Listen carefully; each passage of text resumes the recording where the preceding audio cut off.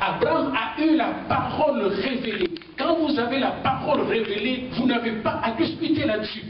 C'est ce que nous est dit dans Genèse 15 et 12. Il y a des choses assez intéressantes. Je vais vous donner un exemple très clair de ma vie. C'est aussi simple que ça. Avant que je ne vienne étudier au Canada en 82, notre église n'envoyait pas de gens étudier au Canada. D'abord, c'était trop cher. Notre église ne peut pas envoyer des gens, c'est trop cher. Les Allemands qui devaient payer nos bourses nous envoyaient à la Sorbonne, nous envoyaient en Belgique, il y avait la faculté de théologie protestante là-bas, nous envoyaient en Allemagne, mais pas ici. On pouvait un peu se tromper parfois envoyer aux États-Unis. Parce que là, on pouvait s'arranger un peu avec les églises. J'ai dit bien c'est trop parce que c'est trop cher aussi. Et là, je discute avec mon bureau de bourse et je lui ai dit que j'irai au Canada. Le bureau de bourse de la mission évangélique d'Allemagne, de Wuppertal. Il me dit pourquoi tu irais au Canada? Moi je dis, c'est depuis que j'avais terminé ma licence en philosophie en juillet 79. Lorsqu'on voulait me retenir comme assistant là-bas, j'ai dit non, je serai formateur de pasteur. Et là, le Seigneur m'a montré dans une vision que j'irai au Canada. Ah, il m'a dit, il n'y a pas de bourse cette année-ci. Ok. Pendant qu'il était en train de parler, je fais sortir des croissants de mon frigo avec des boudins rouges. Je ne sais pas si vous connaissez les rouges. Ça c'est chez nous, le boudin noir et le boudin rouge. Mais c'est moi le boudin rouge. Alors j'ai mis le boudin rouge sur la table. Et quand il mangeait le boudin rouge, et il mangeait le croissant, il dit c'est la première fois que je mange chez un Africain des croissants. Je viens ici depuis 8 ans. C'est la première fois. Ce couple doit être bien organisé.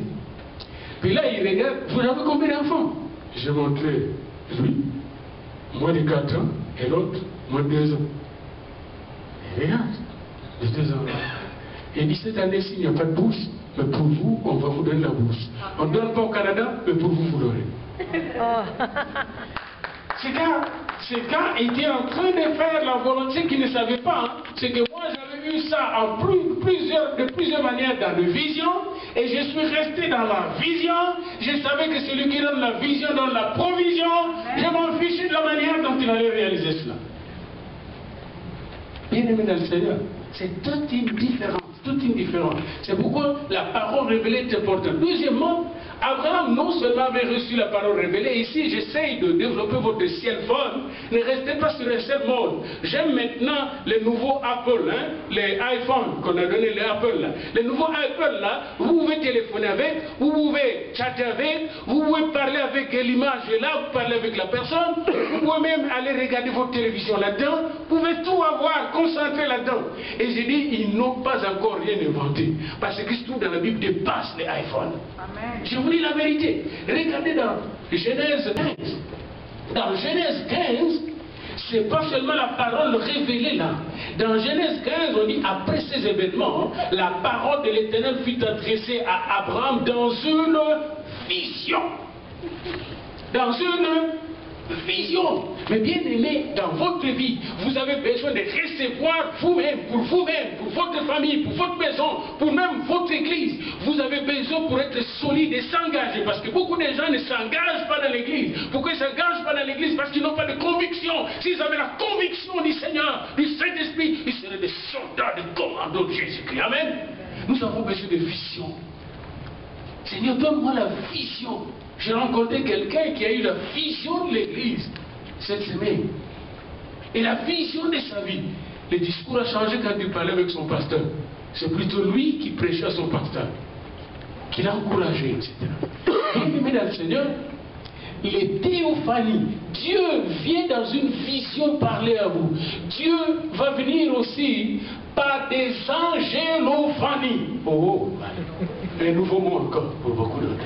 Les angélophanies. Ça, c'est Jésus dans Genèse 18. C'est-à-dire, les anges deviennent des hommes dans votre maison.